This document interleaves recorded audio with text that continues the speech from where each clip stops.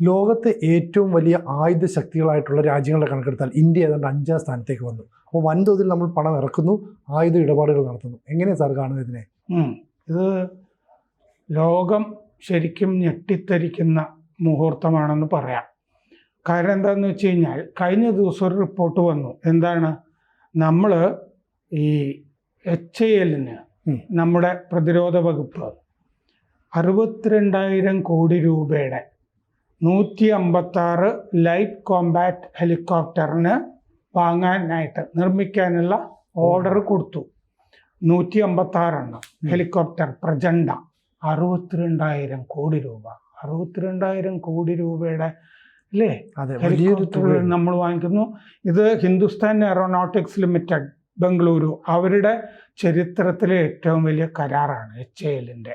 കഴിഞ്ഞ ദിവസം HAL മറ്റേ തേജസിന്റെ എഞ്ചിൻ വന്ന് നമ്മൾ ചർച്ച ചെയ്തിരുന്നതാണ്. നമ്മൾ ഈ ഡിഫൻസ് കാര്യങ്ങൾ എപ്പോഴും ചർച്ച ചെയ്യാറുണ്ട്, പല മാധ്യമങ്ങളും ചെയ്യാറില്ല. അപ്പോൾ HALന്റെ ചരിത്രത്തിലെ ഏറ്റവും വലിയ deal cabinet committee on security, നമ്മുടെ സുരക്ഷയ്ക്കുള്ള മന്ത്രിസഭാ സമിതി, അവരുടെയാണ് ഈ കരാറ് കൊടുക്കുന്നത്. അവർക്കാണ് അതിനുള്ള അധികാരം. അപ്പോൾ ഈ 156 90 എണ്ണം നമ്മുടെ കരസേനയ്ക്കുള്ളതാണ്, ബാക്കി വ്യോമസേന നേവിക്കൊക്കെ ഉള്ളതാണ്. അപ്പോൾ ആ പ്രചണ്ഡ വിമാനങ്ങൾ എന്തിനുള്ളതാണ്? പാകിസ്ഥാൻ ചൈന അതിർത്തികളിലേക്കുള്ളതാണ്. അതും വ്യക്തമാണ്. പിന്നെ 307 ATAGS ഹോവിറ്റ്സർ പീരങ്കികൾ, അതിനുള്ള കരാറും കൊടുത്തിട്ടുണ്ട് ഭാരത് ഫോർജിനും ടാറ്റ അഡ്വാൻസ്ഡ് സിസ്റ്റത്തിനും. ഭാരത് ഫോർജിനും ടാറ്റ അഡ്വാൻസ്ഡ് സിസ്റ്റത്തിനും 7,000 കോടി രൂപയുടെ 307 പീരങ്കികൾ. അപ്പം നമ്മൾ വാങ്ങുന്നതും ഇവിടുത്തെ തന്നെ കമ്പനികൾക്ക് ഓർഡർ കൊടുക്കുന്നത് വലിയ തുക. നമ്മൾ രാജ്യാന്തര തലത്തിൽ കയറ്റുമതി ചെയ്യുന്നത് അതും വലിയ തുകയാണ്. അതായത് ആയുധ നിർമ്മിതിയിൽ കയറ്റുമതിയിലൊക്കെ നമ്മൾ റെക്കോർഡ് ഇട്ടിരിക്കുന്ന കാലഘട്ടം കൂടിയാണിത്. ലോകത്തിലെ 5 വലിയ ആയുധ നിർമ്മാതാക്കളിൽ ഒന്നായി ഇന്ത്യ എന്നുള്ള റിപ്പോർട്ട് വന്നിരിക്കുന്നു. ആയുധങ്ങൾ, പിന്നെ ആയുധങ്ങൾ വഹിക്കുന്ന പ്ലാറ്റ്ഫോമുകൾ ഉണ്ടല്ലോ, അത് ഉൾപ്പെടെ 1.27 ലക്ഷം കോടി രൂപയുടെ ആണ് നമ്മൾ ചെയ്തിരിക്കുന്നത്. അതായത് 2003-2024 1.27 ലക്ഷം കോടി രൂപയുടെ ആയുധ നിർമ്മാണവും ആണ് നമ്മൾ ചെയ്തിരിക്കുന്നത്. അത് ഇന്ത്യയുടെ ചരിത്രത്തിലെ ഏറ്റവും വലുതാണ്. അതിലെ യുദ്ധവിമാനങ്ങൾ, യുദ്ധക്കപ്പലുകൾ, ഇതൊക്കെ 65%. നമുക്ക് വേണ്ട ആയുധങ്ങൾ 65% മെയ്ക്ക് ഇൻ ഇന്ത്യ പദ്ധതി പ്രകാരം ഇന്ത്യയിൽ തന്നെ നമ്മൾ ഉണ്ടാക്കുന്നു.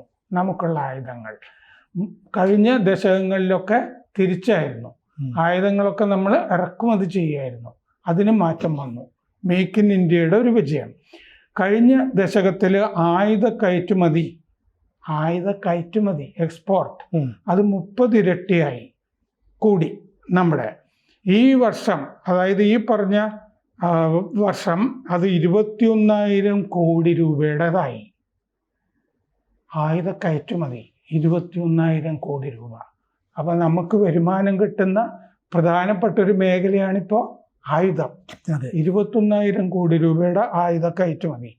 അമേരിക്ക, ഫ്രാൻസ്, അർമീനിയ ഈ 3 രാജ്യങ്ങളാണ് ഇന്ത്യയിൽ നിന്ന് ഏറ്റവും കൂടുതൽ ആയുധം വാങ്ങുന്നത്. അർമീനിയക്ക് നമ്മൾ ഡ്രോണുകൾ കൊടുക്കുന്നത് കഴിഞ്ഞ ദിവസം ചർച്ച ചെയ്തിരുന്നു. കാരണം അർമീനിയ അസർബൈജാനുമായിട്ട് നിരന്തര യുദ്ധത്തിലാണ്. അസർബൈജാൻ ഉപയോഗിക്കുന്നത് തുർക്കിയുടെ ബെറാക്ടർ ഡ്രോണുകളാണ്. അപ്പം നമ്മൾ തുർക്കിക്കെതിരെ അസർബൈജാന് ഡ്രോണുകൾ കൊടുക്കുന്നതുകൊണ്ട് തുർക്കി ഇടയ്ക്കിടയ്ക്ക് കശ്മീർ പ്രശ്നം കുത്തിപ്പൊക്കുന്നു എന്നുള്ള കാര്യം നമ്മൾ ചർച്ച ചെയ്തിരുന്നു. അപ്പോൾ നമ്മുടെ ഇന്ന് ഏറ്റവും കൂടുതൽ ആയുധങ്ങൾ വാങ്ങുന്ന ഒരു രാജ്യത്തിൻ്റെ പേര് ശ്രദ്ധിക്കണേ, അമേരിക്ക. അപ്പോൾ 1.27 ലക്ഷം കോടി രൂപ നമ്മൾ ആയുധങ്ങൾ ആഭ്യന്തരമായിട്ട് ഉണ്ടാക്കി എന്ന് പറയുന്നത് 2014-15 മോദി അധികാരത്തിൽ വരുന്ന പീരിയഡ്. ആ കാലത്തിനേക്കാൾ 174%, അന്നത്തെ ഉൽപാദനത്തിനേക്കാൾ 174% കൂടുതലാണ് ഈ തുക വെച്ച് നോക്കുമ്പോൾ. പിന്നെ മേക്ക് ഇൻ ഇന്ത്യ പരിപാടി പ്രകാരം നമ്മൾ ഈ ഡിഫൻസ് മാനുഫാക്ചറിങ് ഹബ്ബായിട്ട് മാറിയിട്ടുണ്ട്. പ്രതിരോധ ആയുധങ്ങളുടെ നിർമ്മാണ ഹബ്ബായി ഇന്ത്യ മാറിയിരിക്കുന്നു. നമ്മൾ ഇമ്പോർട്ടർ, ഇറക്കുമതിക്കാർ എന്നുള്ള നിലയിൽ നിന്ന് കയറ്റുമതിക്കാർ എന്ന നിലയിലേക്ക് മാറിയിരിക്കുന്നു. ഒരു ദശകം മുമ്പ് ഇറക്കുമതി മാത്രമാണ് നമ്മൾ ചെയ്തുകൊണ്ടിരുന്നത്. എന്ന് പറഞ്ഞാൽ നമ്മുടെ GDP-യുടെ വലിയ തുക നമ്മൾ ആയുധ ഇറക്കുമതിക്ക് വേണ്ടിയിട്ടാണ് ഉപയോഗിച്ചുകൊണ്ടിരുന്നത്. അത് വലിയ ചെലവാണല്ലോ. ഇന്ന് 100 രാജ്യങ്ങളിലേക്ക് ആയുധ കയറ്റുമതി ചെയ്യുന്നുണ്ട്. 100+, 100-ലധികം രാജ്യങ്ങളിലേക്ക് ഇന്ത്യ ആയുധങ്ങൾ കയറ്റുമതി ചെയ്യുന്നു. BrahMos missile, Akash air defence missile, റഡാറുകൾ, കപ്പലുകൾ, യുദ്ധക്കപ്പലുകൾ, ഇതൊക്കെ ഇതിൻ്റെ അകത്ത് പെടും. നമ്മുടെ നയം, പിന്നെ സ്വകാര്യ മേഖലയുടെ പങ്കാളിത്തം, ഇതൊക്കെ ഇതിൻ്റെ അകത്തുണ്ട്. പിന്നെ സാമർത്ഥ്യ എന്ന് പറഞ്ഞൊരു പദ്ധതിയുണ്ട്. ആർട്ടിഫിഷ്യൽ ഇൻ്റലിജൻസ്, സൈബർ യുദ്ധം, സൈബർ വാർഫെയർ, നിർമ്മിത ബുദ്ധി, പിന്നെ അൺമാൻഡ് വെഹിക്കിൾസ്, UAV ഇല്ലേ, ഡ്രോണുകൾ, ഇങ്ങനത്തെ ഇതൊക്കെ കൂടുതൽ വികസിപ്പിക്കാനുള്ളതാണ് പ്രതിരോധ രംഗത്തെ സാമർത്ഥ്യ പദ്ധതി എന്ന് പറയുന്നത്. അതിലുമൊക്കെ നമ്മൾ ഇപ്പോൾ ഫോക്കസ് ചെയ്യുന്നുണ്ട്. 14,000+ ഇനങ്ങൾ ഇന്ത്യയുടേതായി മാറിയിട്ടുണ്ട് പ്രതിരോധ രംഗത്ത്. ശ്രീജൻ പോർട്ടൽ അതിനു വേണ്ടിയുള്ളതാണ്. ഇറക്കുമതി നമുക്ക് അത്രയും ഇനങ്ങളിൽ വേണ്ട. 3,000+ ആയുധങ്ങൾ ഇന്ത്യയിൽ തന്നെ ഇനി നിർമ്മിക്കും. അതാണ് നമ്മളുടെ വികസനത്തിൻ്റെ അവസ്ഥ. തേജസ് MK-1A യുദ്ധവിമാനം, അത് HAL ആണ് നിർമ്മിക്കുന്നത്. കഴിഞ്ഞ ദിവസം നമ്മളത് ചർച്ച ചെയ്തിരുന്നതാണ്. 94 അല്ലേ, 5 വിമാനങ്ങൾക്കുള്ള ഓർഡറുണ്ട്. ആദ്യത്തെ എൻജിൻ മറ്റേ എയ്റോസ്പേസ്, എയ്റോസ്പേസ് അമേരിക്കയിൽ ഡെലിവറി ചെയ്തിട്ടുണ്ട്. അടുത്ത മാസം ആദ്യം ഇന്ത്യയിൽ വരും. പിന്നെ ധനുഷ് ആൻഡ് ATAGS പീരങ്കികൾ, അത് Bharat forge, Tata advanced systems. പിന്നെ വിമാനവാഹിനി INS വിക്രാന്ത് നമ്മൾ പണിതു. അപ്പോൾ വിമാനവാഹിനി പണിയാനുള്ള ശേഷിയുണ്ട്. ആകാശ് NG മിസൈൽ DRDO ആണ് നിർമ്മാണം. അർജുൻ MK-1A ടാങ്കുകൾ, അത് നമ്മൾ പണിയുന്നുണ്ട്. എന്ന് പറഞ്ഞാൽ പ്രധാനപ്പെട്ട ആയുധങ്ങളൊക്കെ നമ്മൾ പണിയുന്നുണ്ട്. യുദ്ധക്കപ്പലുകൾ, വിമാനവാഹിനി മുതൽ വിമാനങ്ങൾ വരെ അല്ലേ, ദീർഘദൂര മിസൈലുകൾ, ഇതൊക്കെ നമ്മൾ പണിയുന്നുണ്ട്. ആണവ അന്തർവാഹിനികളും നമുക്ക് കയറ്റി അയക്കാൻ പറ്റും. അപ്പം മന്ത്രിസഭാ സമിതി 307 പീരങ്കി ATAGS അതിന് ഓർഡർ കൊടുത്തിട്ടുണ്ട്. 155 mm ആണ്, 52 155 mm /52 കാലിബർ ഹോവിറ്റ്സർ. DRDOയും ഭാരത് ഫോർജും ടാറ്റയും കൂടിയാണ് അത് പണിയുന്നത്, 7,000 കോടിയുടെ. പിന്നെ 15 ആർട്ടിലറി റെജിമെൻറ്റുകൾക്കുള്ളതാണ് ഈ പീരങ്കികൾ, കവചിത റെജിമെൻറ്റുകൾക്കുള്ളത്. എന്ന് പറഞ്ഞാൽ ടാങ്കിൻ്റെ റെജിമെൻറ്റുകൾക്ക് 40 കിലോമീറ്ററാണ് റേഞ്ച്. പിന്നെ നമുക്ക് വിഷൻ 2029 എന്ന് പറഞ്ഞിട്ടൊരു പരിപാടി പ്രതിരോധ രംഗത്തുണ്ട്.